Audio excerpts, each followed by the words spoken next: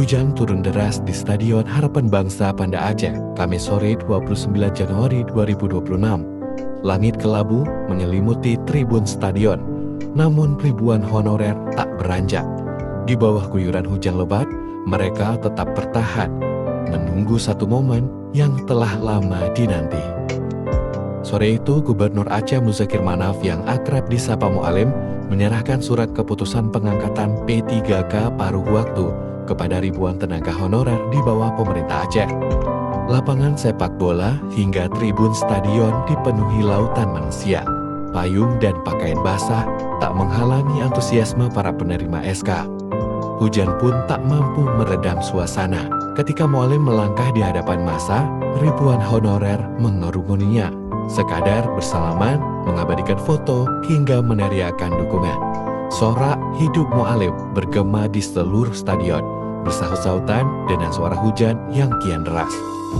Momentum itu seolah menjadi simbol penantian panjang bagi para honorer.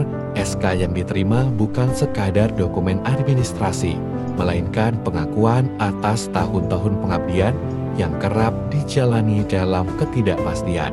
Dalam sambutannya, Mualim mengingatkan bahwa pengangkatan P3K paruh waktu harus disyukuri dan dijalani dengan penuh tanggung jawab. Ia menegaskan, para honorer yang kini berstatus ASN dituntut bekerja bersungguh-sungguh karena peran aparatur sangat dibutuhkan untuk membangun Aceh ke arah yang lebih baik.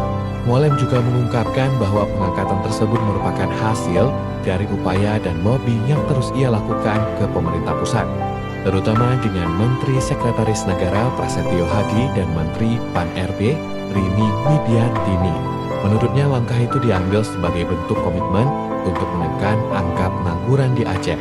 Dan Mualim turut menyampaikan terima kasih kepada pemerintah pusat, terutama kepada Menteri Sekretaris Negara dan Menteri Pan-RB.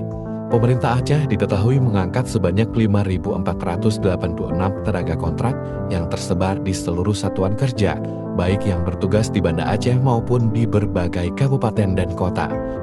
Sore itu, hujan memang membasahi stadion, namun bagi ribuan honorer yang mereka rasakan justru kelegaan. Di tengah derasnya air dari langit, harapan yang lama tertahan akhirnya menemukan jalannya.